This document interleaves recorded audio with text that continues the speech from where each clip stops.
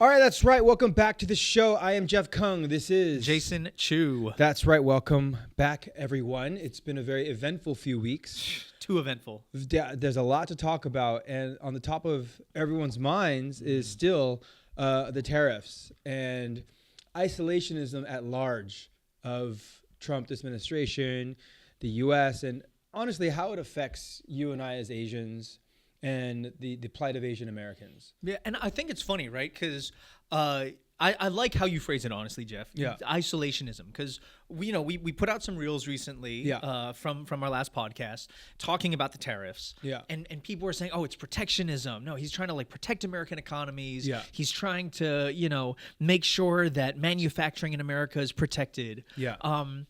But that's just not accurate the way I see it, right? Because okay, that was already happening, right? For example, BYD. Yeah. Right? Electric cars were being manufactured more cheaply and could be sold for cheaper. So there were already tariffs on that. That's protectionism. That's protecting America's local industries. Yeah. But these tariffs are so broadly sweeping. Yeah. I can't call it anything but isolationism. This is trying to cut America off from the rest of the world. Well, I don't need to beat a drum, but everyone does know that they had funny math doing this. Mm-hmm. It wasn't reciprocal. It was a blanket tariff across the board and using trade deficits or imbalances to justify any type of reciprocal tariff that they put on, which is not reciprocal by definition. But I think there's a lot of things about these tariffs people are not really seeing or they're getting wrong. Yeah. A lot of people are saying, yeah, bring the jobs back. We should be, and if it's not made here, you should try to make it here, right? But I'll give you an example. This is personal to me. They don't make enough coconuts here. That's right, because you're an entrepreneur. There's no bananas here. There's no coconuts here.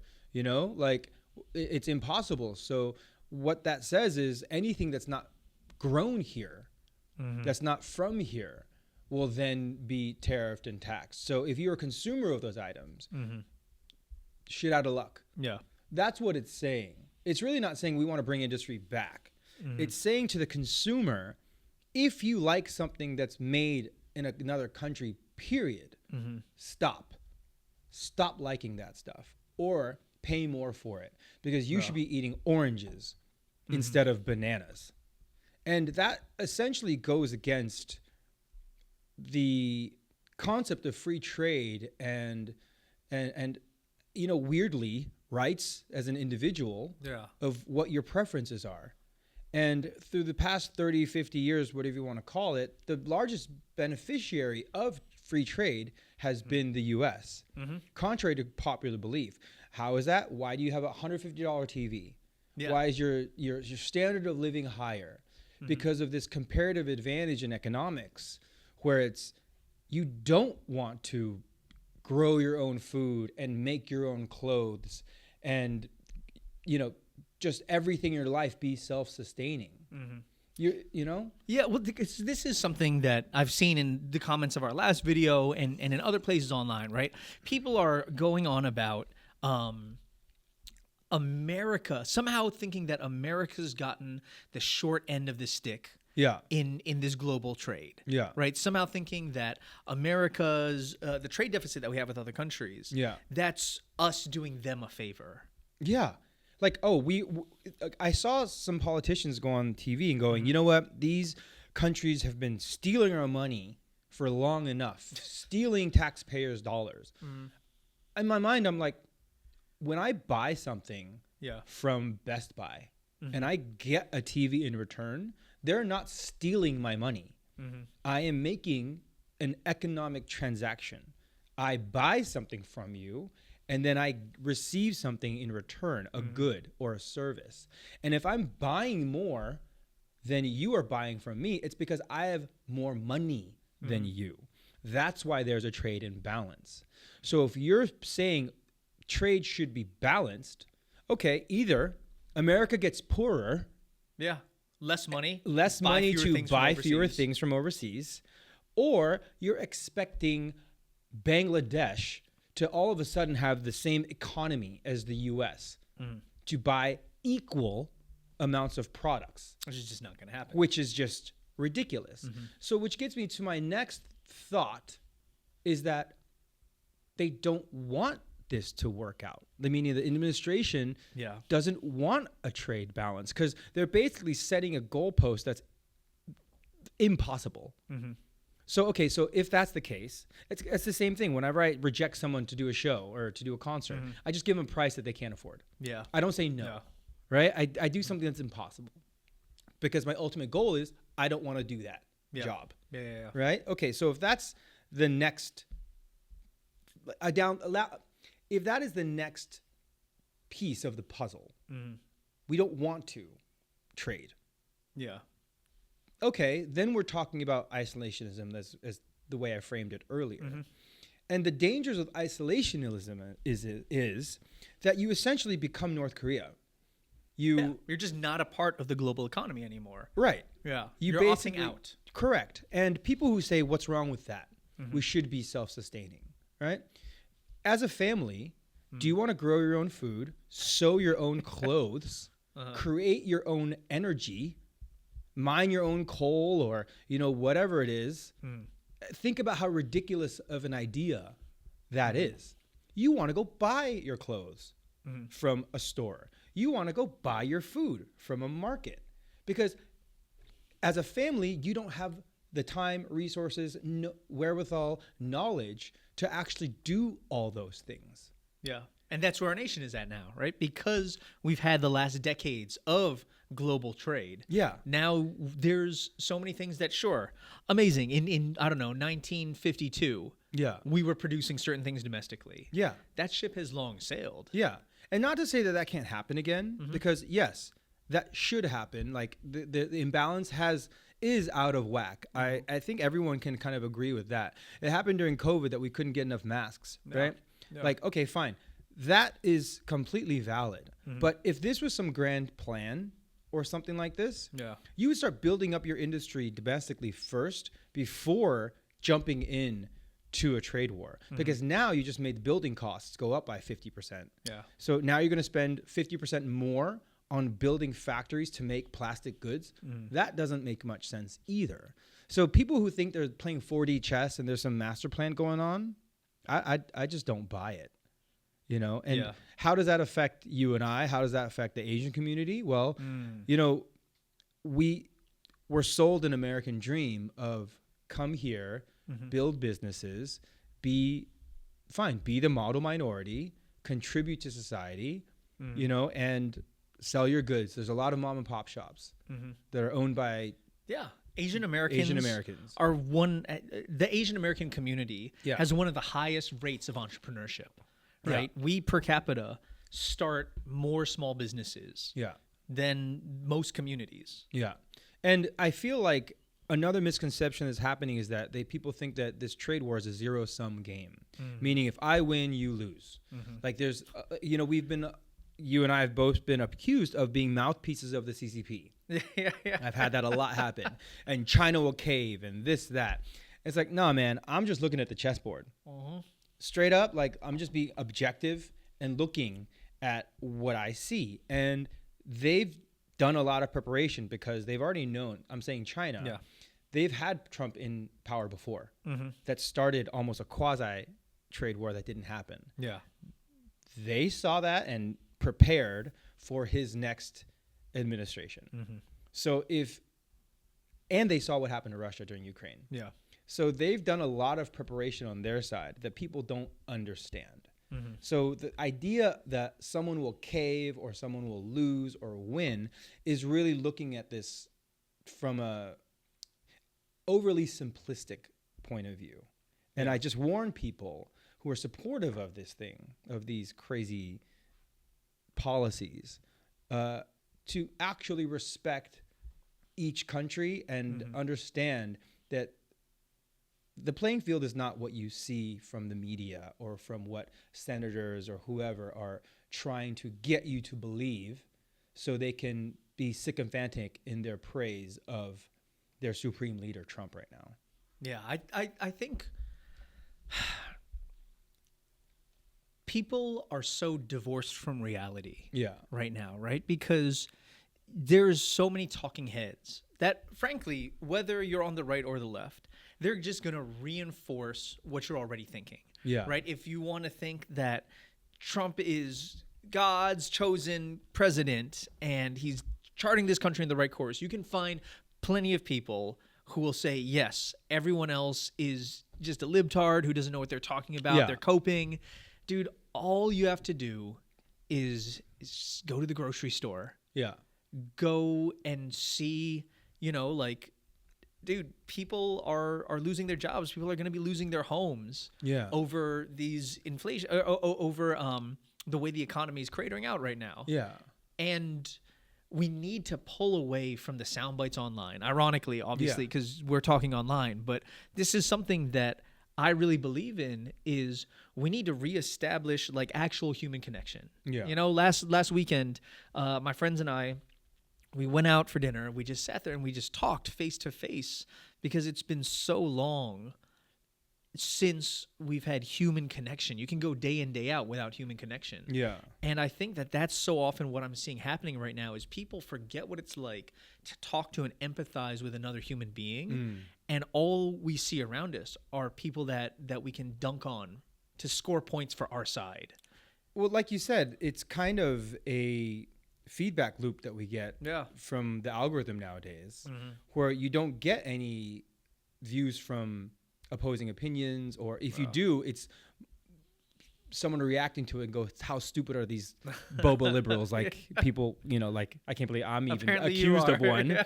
But yeah, as conservative as they get. But it's it's sad that this is what we've come to. And another thing that's sad to me is I never thought I'd see this, but I always thought with a global economy and the internet and the exchange of thought that the world would go more and more amongst the, like America as a free speech, liberal society, not liberal in the left wing term. Yeah, liberal as an open. As open. Yeah. As an open society. And that would even permeate into China. And actually it has, right? There's more freedom of expression there as ever before, especially if you look at 20 years ago. Yeah. But I never thought the U.S. would go more in the other direction.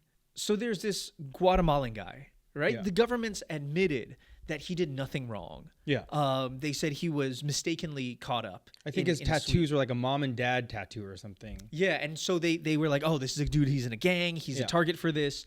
He's now sitting in El Salvador, and the government's actively doing nothing to bring him back. They've admitted they were wrong for sending him, and they said, not our problem. So this is what's starting to happen now. Well, the crazy thing to me is that it's happening in front of our eyes. Like, very openly. Do you know what I mean? Not even hidden. Like, this is like a...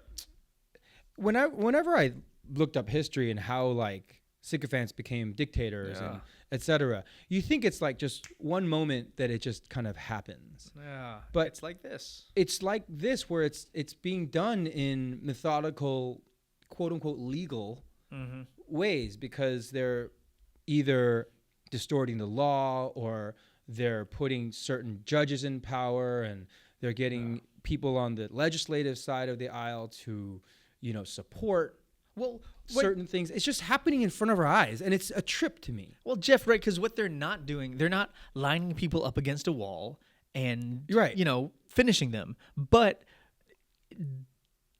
short of that, and you know what? I think media is to blame.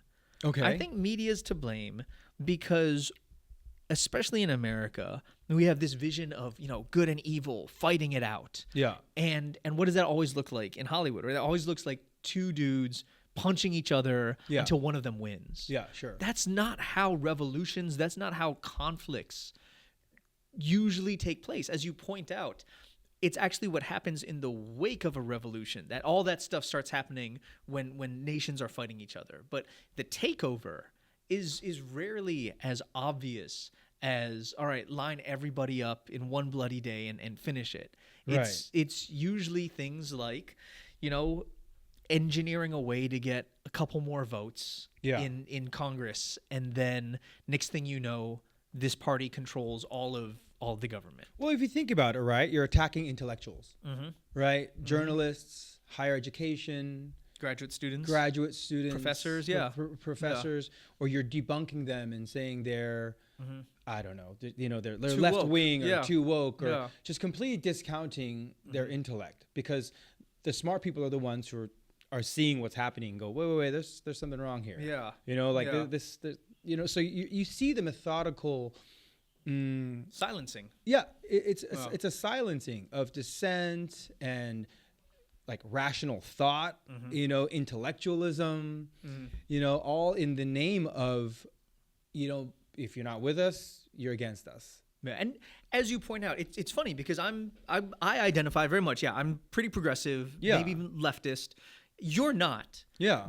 But what I appreciate about you is you genuinely are for open conversation. Let the best idea win. Yeah. Let's talk it out. Let the proof be in the pudding. Right. Right. And that's not what we're seeing here. Yeah. I don't need to rig the game. Yeah. For my thoughts, or at least even to have a discussion, not even an argument. I don't need to say, all right, I just don't want to hear your side of it. Shut the fuck up. And I feel like that's kind of what we're kind of witnessing. Absolutely. In front of our eyes. And literally that's how, dictatorships happen. And he's talking about a third term now, changing the Constitution. And, it's just kind of scary because, again, going back to the isolationist theme of today, we're seeing that play out in so many different ways. One is the trade war that's happening. And then recently, even as it pertains to relationships and love, I saw a news article about the U.S. banning any official from having sexual relations or romantic relationships with any Chinese national.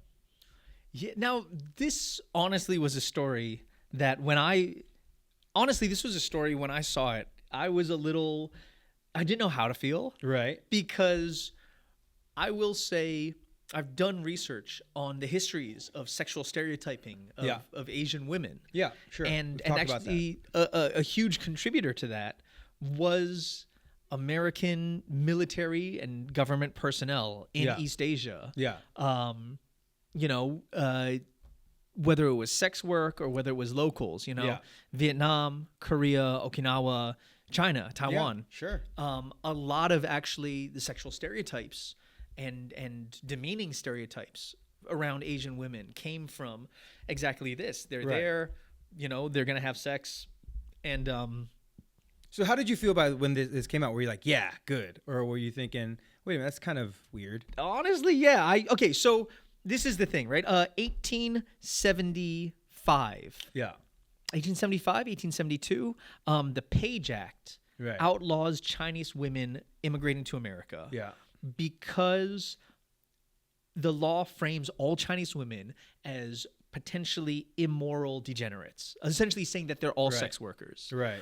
And that's kind of what we're seeing here. Now, obviously, sex worker, spy, this conflation of any Chinese woman that's there is potentially dangerous. Yeah. That's the parallel that I'm seeing is there's this framing again of all of this entire country of women. Yeah. They're all potentially sneaky spies, CCP, operatives. Agents. Yeah.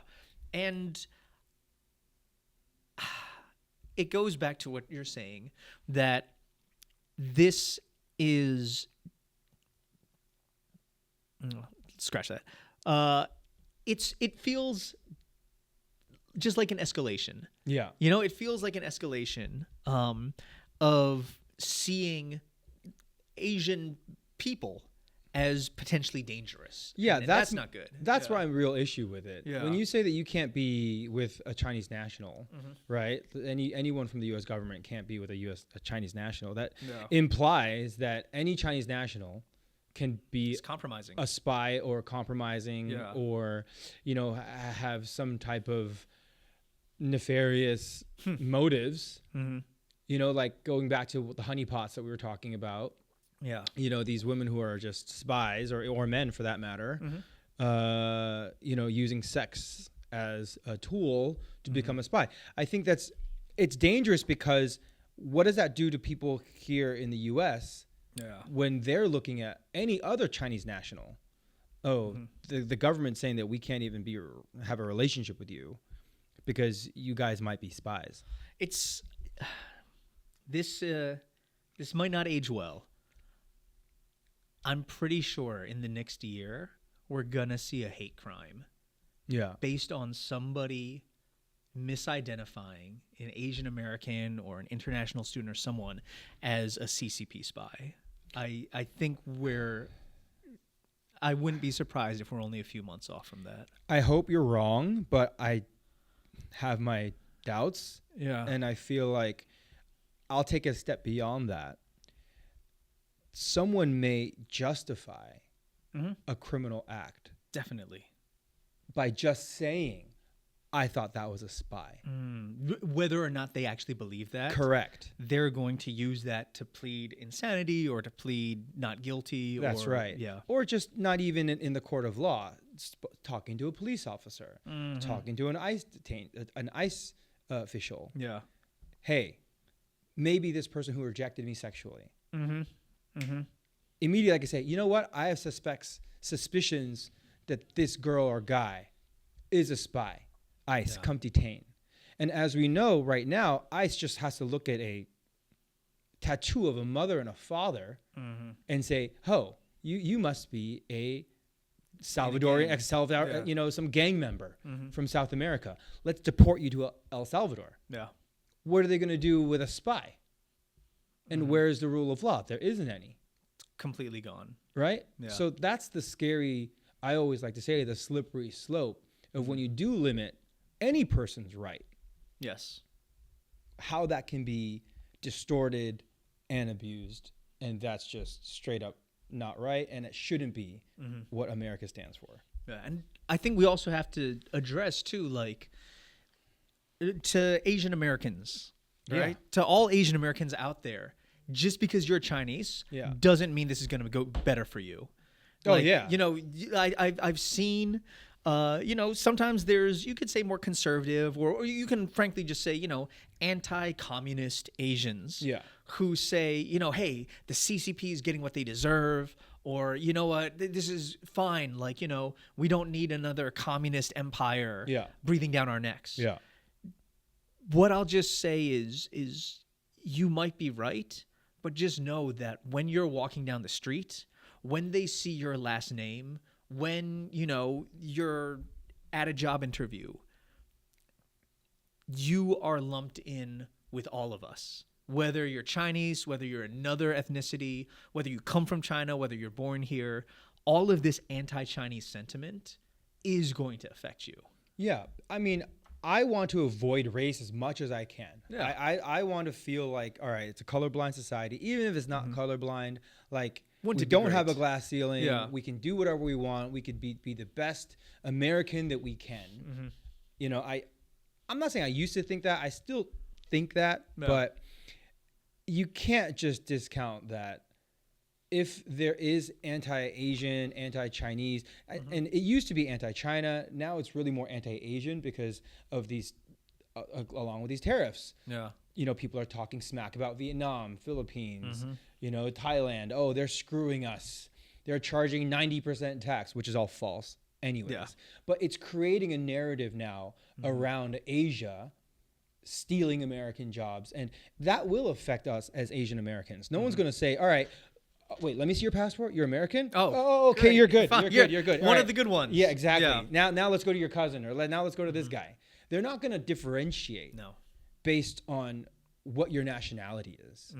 And I think that's something that we all really need to be wary of and careful of in this environment. So, I mean, it's really sad because going to the Southeast Asian aspect of it and the theme of isolationists, there was a huge earthquake in Thailand and Myanmar last week.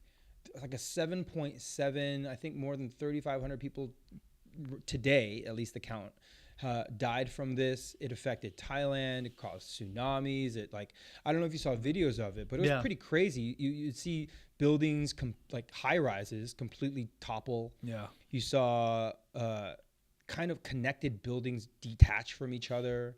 It was in the middle of broad daylight. I think it was in the afternoon. Yeah. everyone was out and about, Yeah. walking around at work. Yeah, you see these, there's a lot of pools on rooftops, and they're just like, they're emptying out, right? Causing like tidal waves in the middle of a city.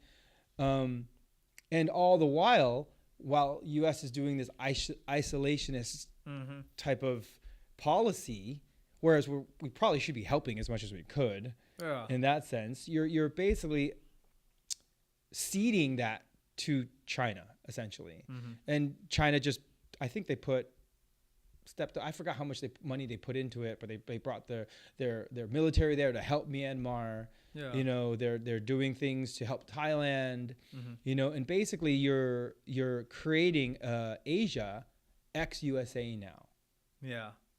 They America's, all of our foreign policy, our trade policy, certainly, has created this situation where we've actually given the rest of the world a punching bag, right? We've set up, actually, ironically, kind of this like global unity. You look, Canada's not happy when Canada's not happy with the USA. What have we done here, bro? China, Japan, and Korea got together, which is wild because they hate each other. For people who don't understand history or geopolitics, Japan and South Korea are huge U.S. allies. We have military presences in both of those nations. That's right, and certainly, and Philippines, and right. But somehow, right, this hasn't even been the tariffs. We have not exempted our allies. There's countries that are actively giving the USA aid on a military level, on a political level, in a global sense, and we still slap them with what, like a 34% tariff. Yeah, and not only that, Vietnam is one of the saddest. After the war, after the atrocities the U.S. have done in Vietnam, now you're going to give them like one of the highest tariffs in all of the world. For what? And again, you're ceding the entire South China Sea and like just the entire Pacific Rim, basically, or you're abandoning them, and there's going to be a power vacuum, and who's going to suck that up? China. Which is very interesting, right? Because I've done research on like the 1950s, 1960s, right, during the Cold War. The whole point, like America's foreign policy at that time to combat the spread of communism, socialism, or just the USSR's influence, was to go out, and it was a charm offensive, right? It was supporting nations, or at least certain parties within those nations, to make sure that they would feel friendly towards the US. In fact, actually, one could argue that part of the passing of the Civil Rights Act in 1965 was part of that charm offensive, because one of the major PR sort of talking points of the USSR was that the US is this racist, segregated nation. And the US wanted so badly to show that, the American way of life is something that is worth exporting. So they passed the Civil Rights Act. When you're in a struggle for global dominance or hegemony, that's not the time to close in with an iron fist and try to prove yourself as tougher than other nations. That's the time when you reach out and you build alliances, you build allegiances, you, if anything, woo other nations to your side. And we just, with these tariffs, wiped out, potentially, if they stay in place, decades of allyship. So what do you, this is just an open question. What do you think is going to happen? I mean, here domestically, if prices really do go up 50%, 60%, inflation has already been an issue. And I feel like it's almost at a fever pitch in the US right now.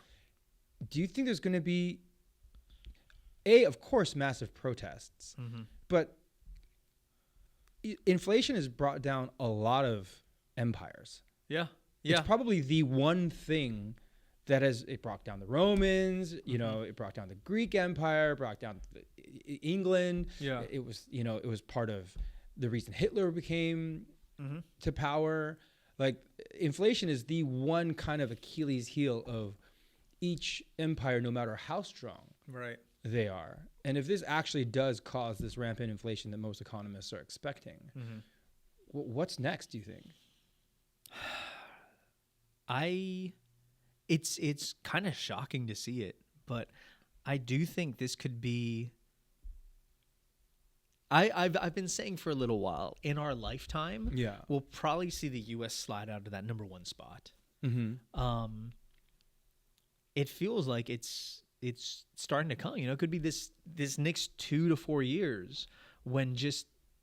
We've talked before on this podcast about the decline of the middle class and how like the American middle class really kind of doesn't exist anymore. And I would argue that a lot of that's because, you know, those New Deal programs, those like mid 1900s programs that actually provided social services to lift people into the middle class, those have been stripped away. Right? Yeah, those are gone. Yeah, long gone. You know, Department of Education, you know, EPA, anything like, well, now they're trying to strip away a lot of social programs. Exactly. Right. And that was the stuff that was keeping people solvent. Right. Much less, you know, barely helping the middle class, but at this point, really just keeping people out of poverty. Yeah. So I do think we're just gonna go further into, you know, a country of the haves and the have-nots. Right? The people with a lot will continue to have more than ever before, and we're going to have more people than ever, you know, renting paycheck to paycheck. Yeah. I do wonder what American innovation is going to look like, because this country has shown between H-1B and student visas and, you know, green card holders, we're no longer trying to attract top talent from overseas. It's going to stay in their home nations or go to other nations that are more amenable. Yeah, you know, I sincerely hope that the next election, whether that be the midterms or the ensuing presidential election, people need to come out and make things change, or else I really am fearful of what is next to come, because I definitely do see some type of revolution if it stays the course. I wish I had that much faith. I don't know if we're going to see a revolution, just because, as you pointed out, you know, this is, I don't know if we have it in us, right? Because it's one thing if we see them, I don't know, lining up people and you know, guns to their heads, but it's not like that, right? It's these silent little things of, oh, you know, DEI is bullshit. Okay, cool, get rid of DEI. Oh, these visa holders, they're not really Americans. Okay, get rid of them. But you know, and slowly, degree by degree, taking away programs, right? What is it going to be? Social Security, Medicare, and I think it's going to be a death by degrees. I think that I don't know if it'll ever come to that boiling point of, oh, this was a step too far. Now we've got to rise up. So you think like the killing with paper cuts, essentially? Yeah, death by 1,000 cuts. Basically, that's what we're experiencing. I would not be surprised. You know, like you said, midterms, maybe something can turn around, you know, next presidential cycle, something could turn around, but I don't know, man. It doesn't look good. It takes a ballsy leader. We need one of those. I'd love to see some leader that could be able to stand up against the administration right now. I think Bernie is a good idea. Bernie could do something. But he's old. He's also old. You know what I mean? And I don't know. I have faith. I'm hoping that there can be something done, but again, it's like this glacier moving slowly, but about to hit the Titanic. Yeah. And I can see it in front of our eyes, and it's like, stop. It just seems so crazy. And, you know, like, continuing the theme of, like, we talked about IShowSpeed in China recently, and how we love that. Yeah, if you don't just drink the Kool-Aid of what they're trying to feed you, you can see a perspective completely fresh and devoid of any type of bias into other cultures, and not just China, any culture, and the humanity that you see in people's eyes. And, you know, we have to talk about it, but we talked about some streamers in Korea doing the same thing, like in the opposite way, and of kind of fucking acting a fool and finding out. And recently, this Russian streamer Vitaly in the Philippines did the same thing. And I'm afraid this is becoming some perverted trend. Yeah. Well, what I did really appreciate was that they slapped him down pretty quick. Yeah. Right. Yeah. They saw there were a couple of incidents, right, Yeah. with a woman on the street, and he's just being a complete jerk because he knows he can get away with it. He's this big Russian guy. The society there, generally speaking, I don't want to say it's more polite, but I would say a lot of Asian countries, social norms are upheld to a high degree. Yeah. And then when you get out of line, the consequences are more severe. Yeah. Sometimes. And he wasn't ready for those consequences. Yeah. But it looks like they're coming for him. But you're seeing this a lot. It happened in Thailand as well. I think there was like a foreigner was harassing a Thai woman, and then he got beat up by a bunch of Thai drivers or something that saw this, like local Thais. Yeah. And you're seeing the destabilization of a global, like, economy / international world right now. I think, everything that's happening politically is actually permeating to the common folk. Well, and I think what's really funny is that this behavior is so self-undermining. Yeah. Right? Because these foreigners love going to Asia, love acting, badly towards the people there. Yeah. The only reason they can go and do that is because Asia's been welcoming and accepting. But these kinds of incidents, just the more and more publicly they occur, the more regularly they occur, that friendliness is going to dry up. Yeah, and the whole political environment too. Yeah. People are going to see that, oh, you're fucking with my money now. You're going to, because yes, this will be painful for the U.S., these tariffs, but they will be painful for Asia as well. No one's winning this. No one's winning. They have media. They see what's going on. They're going to be like, you know what? F you guys, foreigners. Yeah. Get out of here. We don't want you here anymore. Like it's going to affect everyone's psyche. Yeah. And like you said, the whole welcoming, everyone in Southeast is so sweet and so nice. That could go away rather quickly. Yeah. And, I wish it didn't. I wish that everyone could act well when they go elsewhere. Yeah. But a lot of people are taking advantage of that. This is part of this breakdown in society we've been talking about this whole episode. Yeah. Social norms work great when everyone subscribes to them and everyone agrees to play along. Yeah. When people start taking advantage of that, though, at some point the system starts course correcting. And I think we're seeing that happen. And I'm so sad that people are so malleable. They maybe originally didn't have negative thoughts towards any race or anything, but because of the political Kool-Aid that they drank, that their views then begin to shift, and you see sentiment change, and you see people go against what their initial instincts or their initial thought processes are. Yeah, and it's wild because I've looked. There's research. This actually happened. Built on Brown versus Board of Education, right? Segregation in schooling. Yeah. Part of the reason that school segregation got overturned was because there was this study that showed that children, even very young children, black children, were asked. They were shown a white doll and a black doll, and they were asked, "Oh, which one do you think? We're going to give you some words.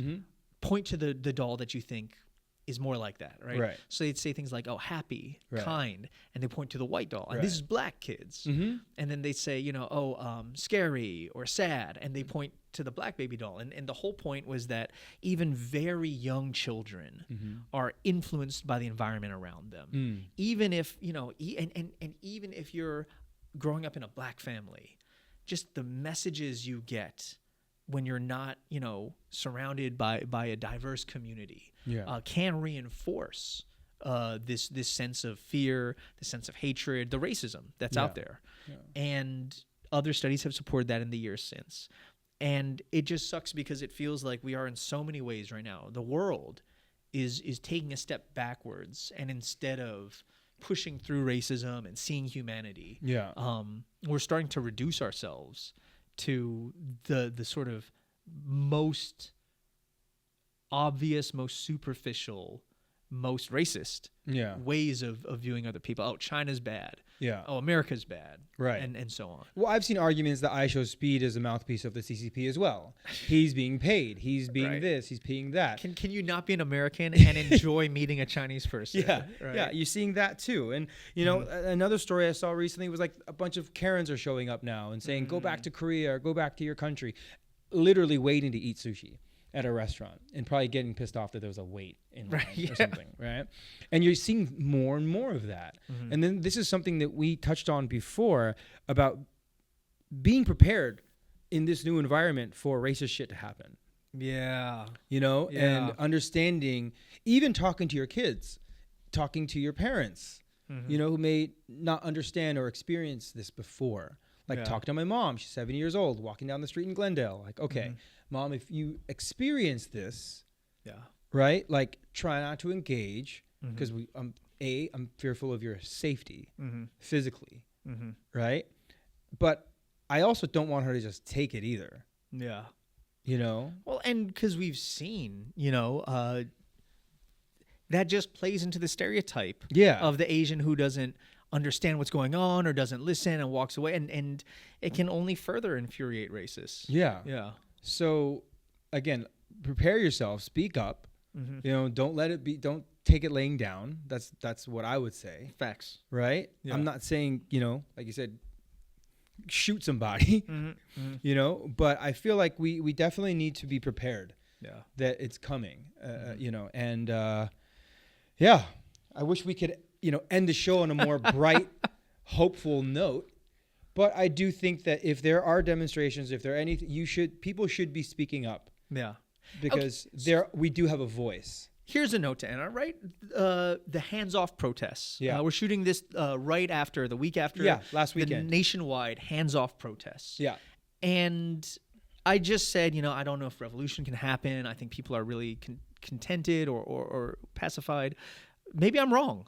A lot of people turned out. There were huge protests, and they didn't turn violent. Yeah. They didn't, it's not like the police, the riot squads came out and shot them down. Like, people are really pissed off. And, I don't know if people are going to take up arms and start a revolution, but people are showing up. Yeah. They're getting out of the house. Yeah. It didn't happen at the election. It didn't happen at the inauguration. Yeah. But things are going so bad so fast. I guess it depends how poor it is, right? Because all revolutions happen when people are dirt poor. That's true. And I guess it depends how poor they let us get or they let the people get, and how much they're going to crash this economy, essentially. And it's a fine line. It's a risky bet that they're placing right now. Yeah. So it's really how poor is this going to get? And just one last thing about the trade war that I don't think people are understanding is that the 4D chess that everyone thinks is happening is that, okay, so Vietnam called Trump the next day, right? And he thinks everyone's like, oh, they back down. They back down. He's going to kiss the ring, et cetera, et cetera. I always say this. Goes back to the money. Who's losing money? Yes, countries are losing money. But who else is losing money? Businesses here. Yeah. So who else needs to go kiss the ring? American business owners. Yeah.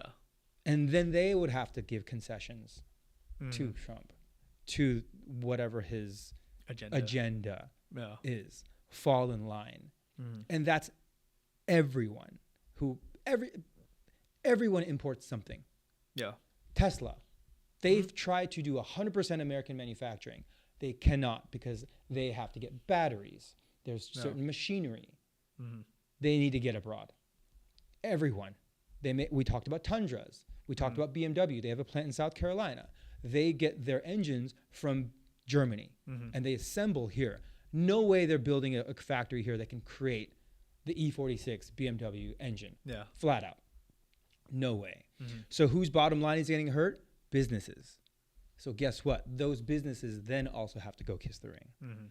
And they have to give concessions. So I'm just showing everybody what the chessboard looks like. and what's happening right now. So again, the protests, like you mentioned, those are very, I think hopefully that's a first step of us being able to show our distaste, dissatisfaction with what's going on. Hopefully next week we could have some other news things are happening on a brighter note. All right. Until then, I'm Jeff Kung. This is Jason Chu. All right. Peace, y'all.